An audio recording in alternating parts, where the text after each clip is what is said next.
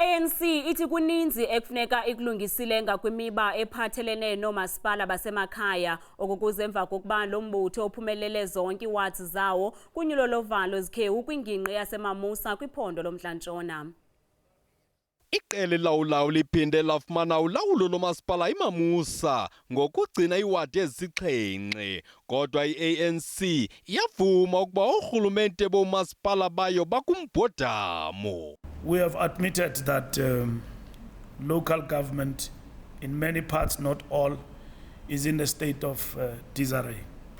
Ulawulo olugwenxa nokungaphathwa ngendlela kwezimali zezinye zezizathu zokuba inkulu baphathiswa yasemntla-Ntshona umnumzana Job Mokgoro awuchithe lo masipala. Kodwa i-ANC nethemba lokokuba umphathiswa wentsebenziswano nolawulo ugqirha Nkosazana Dlamini-Zuma angakwazi ukuguqula le meko.